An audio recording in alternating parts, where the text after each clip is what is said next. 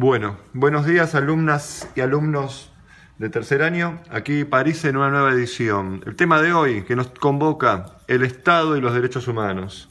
Tema recontra vigente, recontra importante de la materia.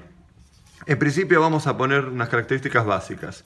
Todo Estado democrático que se precie de tal, por definición, para poder hablar de Estado democrático tenemos que decir que hablamos del principio de soberanía popular. ¿Qué significa la palabra soberanía? La palabra soberanía significa que no existe poder superior. En este caso, como hablamos de soberanía popular, no existe poder superior al pueblo. ¿A qué me refiero? El pueblo, a través del voto, miren que le voy metiendo imágenes lindas, el pueblo a partir del voto elige a sus representantes.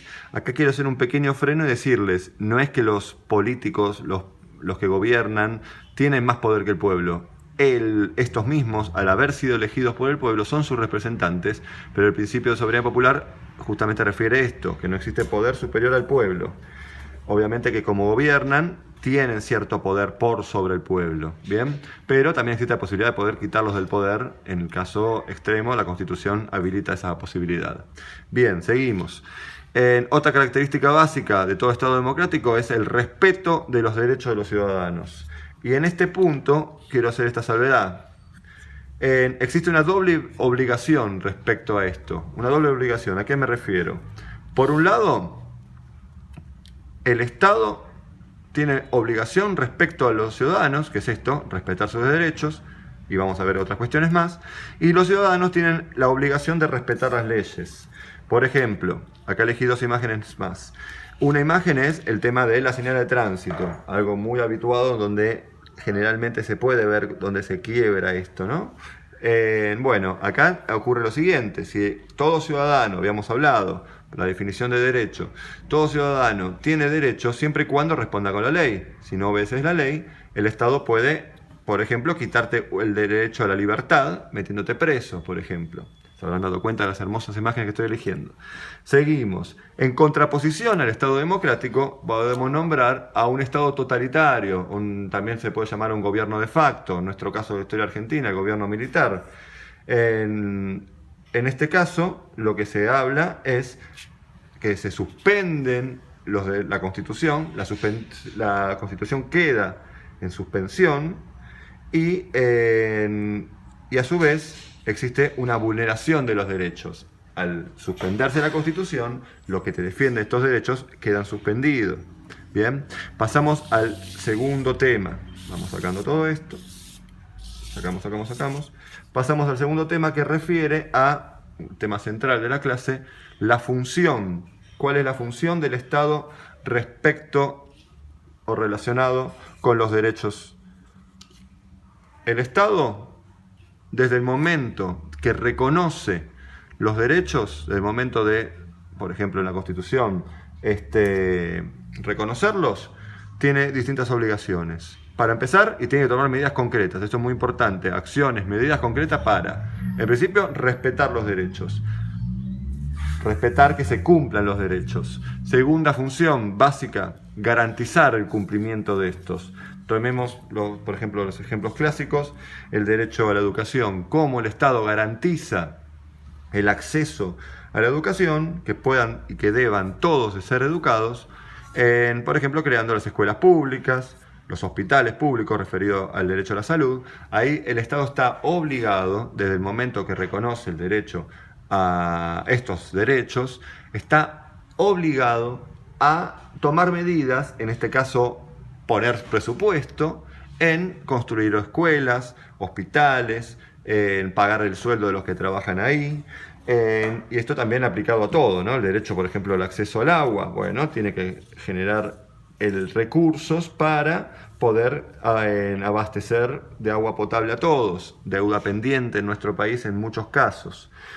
A su vez también una tercera función que tiene, el promoverlos. ¿Qué significa promover? Promover es publicitar, promover es hacerle conocer a las personas, a los ciudadanos, sus derechos. En este plano, por ejemplo, tomé algunos ejemplos, recorté unas imágenes, las campañas publicitarias es un buen ejemplo. El acoso existe, este cartel lo habrán visto, buscando el derecho a la integridad física, Bueno, ahí tienen una campaña publicitaria. Todo esto lo podemos ver en las calles, en los medios de comunicación, en los transportes públicos. También actual el eslogan "Quédate en casa", en pos de luchar contra la pandemia y la medida de la cuarentena. Bueno, ahí tenés otro ejemplo de promover el derecho a la vida. ¿Ok? Ahora, también otro ejemplo de promover los derechos vendría a ser esta materia. La materia de construcción de ciudadanía en tercer año. El Estado, ¿qué está haciendo ahí? Está buscando concientizar que los alumnos y alumnas tengan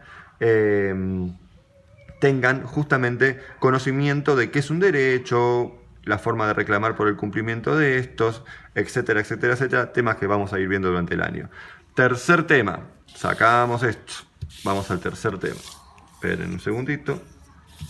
Pasamos al tercer tema, que son los mecanismos de presión cuando existen derechos vulnerados. Palabras raras que elegí, ¿no? Bueno, ¿a qué me refiero con esto? ¿De qué forma se puede hacer, o se debe, ¿no?, hacer una vigilancia de los derechos humanos? ¿De qué forma uno puede controlar que se cumplan estos derechos? Ahora vamos a llegar.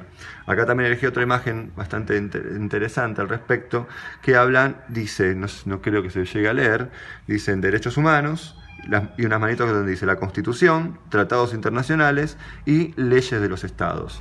A esto vamos un poco ahí llegando. Para empezar, ¿de qué forma, cómo se puede presionar para que el Estado cumpla con estos derechos? Vamos a arrancar con algo que no estaba en esta imagen, es los ciudadanos mismos. ¿De qué forma? Todo esto vamos a elaborarlo en un futuro video y en unas futuras clases, pero todo ciudadano puede y debe, agrego, exigir a las autoridades el cumplimiento y el derecho de los derechos. Por ejemplo, ¿a través de qué métodos? Presentando demandas judiciales. Cuando un derecho vulnerado o violado, vos podés presentar una denuncia ante un juez. Por ejemplo, las marchas, las huelgas también, son formas, mecanismos, vamos a elaborar esto más adelante, pero son mecanismos que buscan este punto, que los ciudadanos tengan acceso a pedir y reclamar para que se cumplan, que el Estado cumpla con los derechos asumidos. En segundo paso, ciudadanos, la Constitución Nacional. En la Constitución Nacional los derechos están reconocidos, en algunos casos de forma explícita, diciéndote directamente los derechos son tal, tal y tal. Habíamos hablado en alguna reunión el artículo 14 bis, están explicitados, dicho directo, los derechos del trabajador. Implícita significa que de una forma encubierta, pero que también es importante entender que también están asumidos esos derechos. Esperen que me faltó poner esta imagen tan linda que elegí, referido a la Constitución Nacional. Otra forma como la Constitución busca presionar al Estado para que cumpla con sus derechos es el otorgamiento de garantías constitucionales. Otro tema que vamos a ver a futuro en un segundo video, voy a llamarlo Estado de Derecho 2, pero refiere al hecho de existen garantías. Por ejemplo, quien no puede pagar un abogado, o uso un solo ejemplo, vamos a elaborarlo más en detalle más adelante, pero quien no puede pagar un abogado, el Estado está obligado a otorgártelo. Ahí tenés un ejemplo, por ejemplo, valga la redundancia, de el acceso a la justicia. Quien no pueda pagar, bueno, el Estado está obligado a pagarte o a garantizarte esto. Tercer aspecto que es importante resaltar respecto a la Constitución, vamos a ir subiendo, es el Poder Judicial es el encargado, esperen que voy a buscar una imagen pasada, que también viene bien, no la estaría encontrando, bueno, en fin, acá está, la octava ahí arriba. La justicia, el Poder Judicial, es el encargado de controlar que se cumpla y que sea efectivo en la Constitución.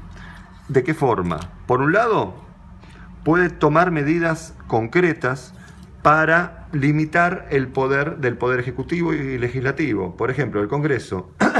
Si el Congreso legisla una ley que es anticonstitucional, se puede hacer una denuncia y el Poder Judicial, a través de la Corte Suprema, puede limitar, puede frenar esa ley. A su vez, lo que habíamos hablado antes, acá arriba, los ciudadanos también pueden presentar denuncias ante los jueces cuando hay un derecho vulnerado. Tercer aspecto, Voy a sacar esto, así tengo espacio. Permiso, ¿eh? Tercer aspecto. Habíamos hablado, primero, los ciudadanos, segundo, la Constitución, tercero son los tratados internacionales. Los tratados internacionales obligan a los estados que firman estos tratados o pactos internacionales, a respetar y cumplir con los derechos asumidos. ¿Qué significa esto? El Estado debe rendir cuentas ante la comunidad internacional y organismos de derechos humanos cuando hay algún derecho que esté siendo vulnerado. En este punto, por ejemplo, un ciudadano puede presentar denuncias ante organismos internacionales cuando hay un derecho vulnerado y después el Estado tiene que rendir cuentas qué está pasando en ese caso puntual.